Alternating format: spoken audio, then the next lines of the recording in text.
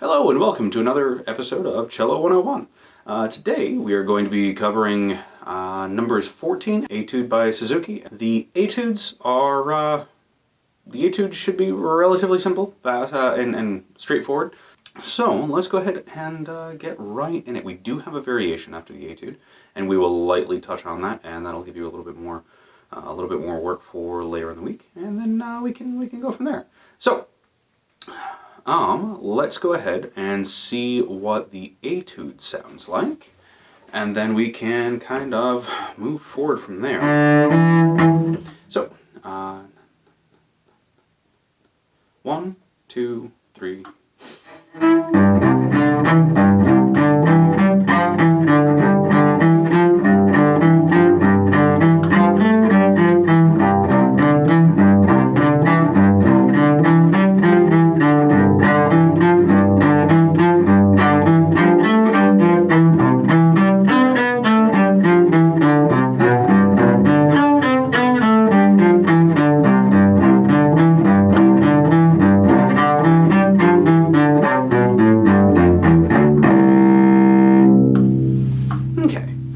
Relatively straightforward. The main function of etudes is actually to work on particular elements, particular things. In this one, we definitely have a lot of string crossings.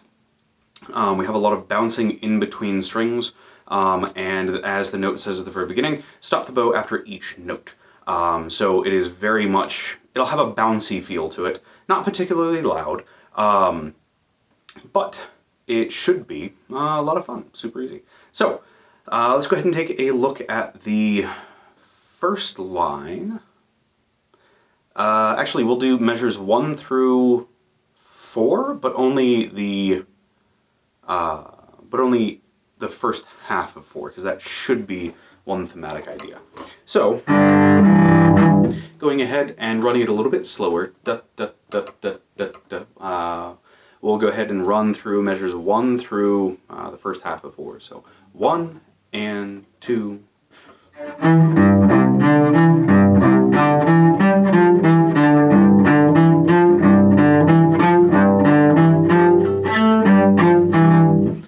Okay, so technically it ends on the on that note, but sorry, I was waiting for the resolution and it wasn't quite there. So, looking at that one, we basically have the same idea repeated twice. We have a slight descending scale, and then we have the same repeating figure again. And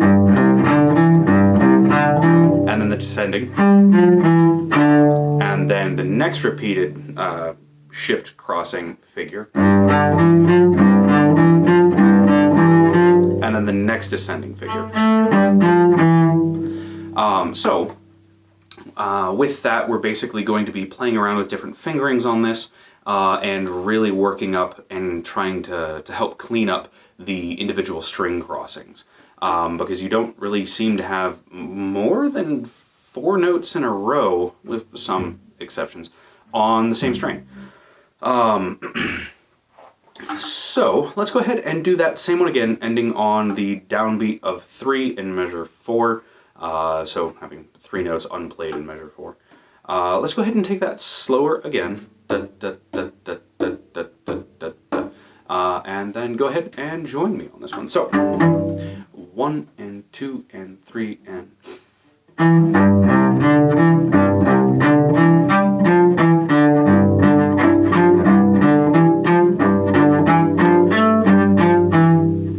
So, that has...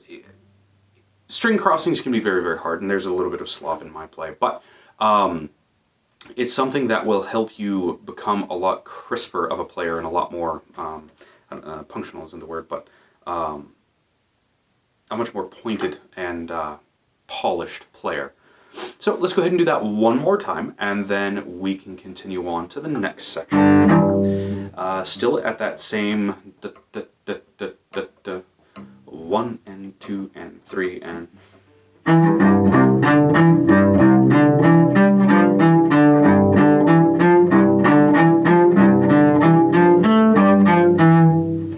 Okay. The next section is going to be have definite similarities to the first. And that will be...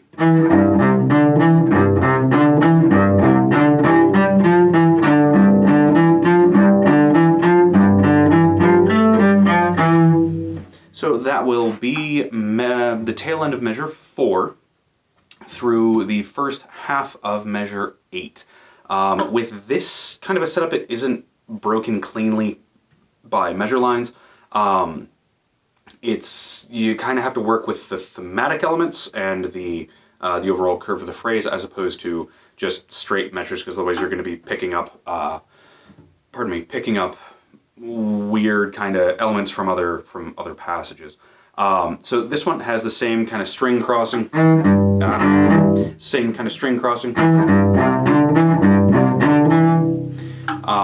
and then later, and then the same descending kind of idea.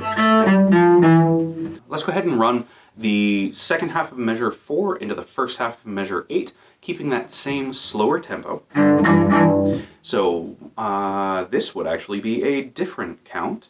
So we will do a 2 count and then go ahead and come on in. So come in on 3, which is where everything starts. So 1 and 2 and...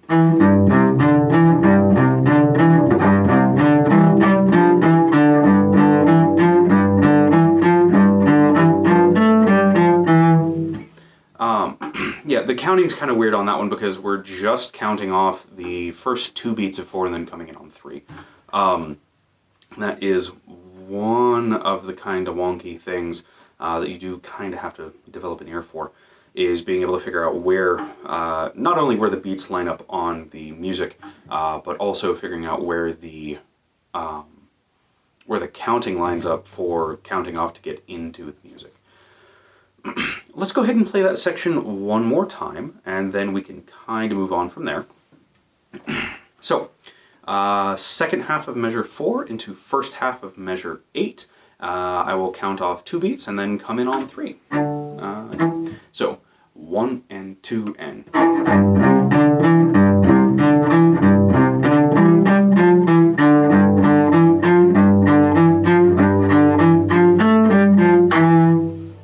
And then from here, we kind of change gears. We go into a rising element, and then we have a chromatic, or not a chromatic, but we have a scale-wise step down.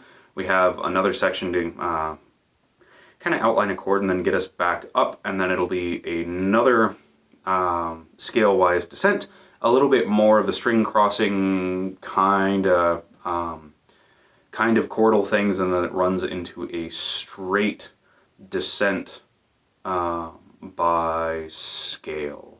So I'm going to go ahead and start second half of measure 8 to the end, and it'll sound like this. So I'm going to go ahead and start the second half of measure 8 all the way to the end, coming in on 3, and give you 2, so the first 2 beats and then coming in on 3. Just so you can hear what the rest of this sounds like. So, 1 and 2 and...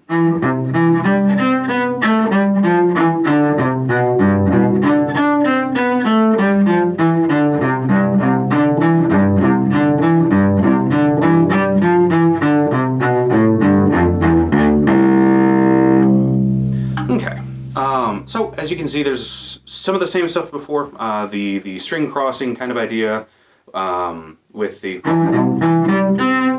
and then later the, but we do have the descending scale elements with the, and then later with the, so something to keep in mind, work on making it nice and crisp and trying to keep it as tidy as possible.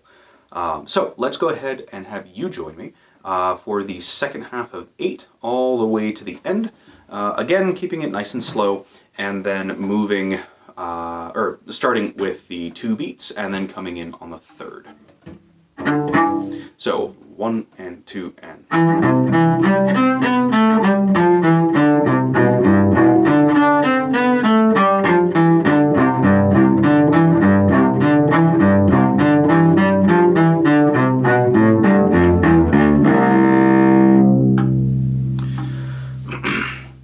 breaking this one down, this is very much a work piece, not so much something that you would play for people. This is something that you work through so that you can develop as a musician and get a little bit better.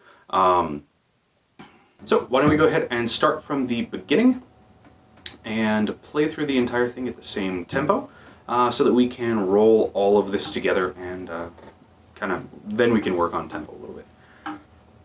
Pardon me. So, starting at the beginning, 1 and 2 and 3 and...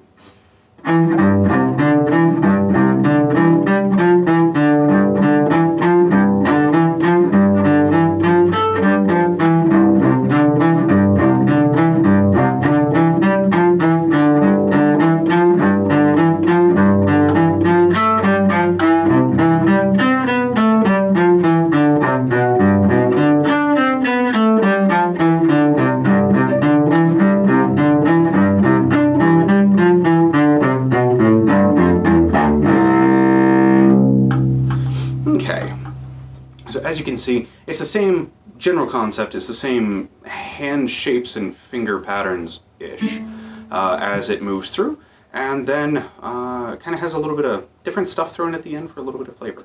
So let's go ahead and do that one more time, but let's move a little bit faster this time. So 1 and 2 and 1. So yeah, that'll be a good tempo.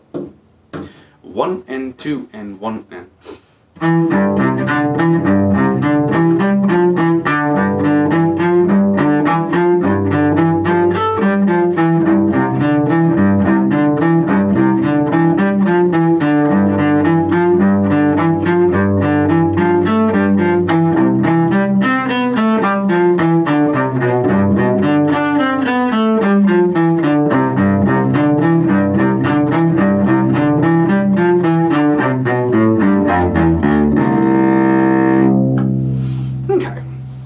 So with a little bit more speed, it flows a little bit more naturally. Just pay attention for fingerings.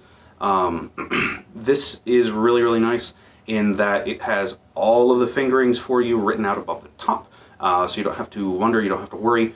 And again, being an etude, being a work piece, this is something that is specifically designed to run that way. Underneath that, you will notice that there is a variation, basically doubling the notes.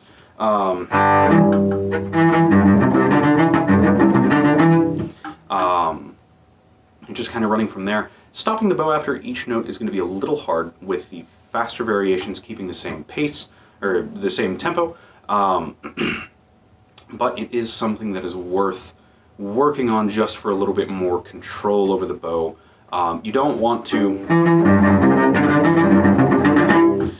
you want to make sure that you keep the same tempo throughout, and you don't want to gradually speed up. This is where a metronome would be very, very handy. And it is something that'll help you develop more control. Thank you very much for your time, and yeah, I will catch you soon. Y'all take care.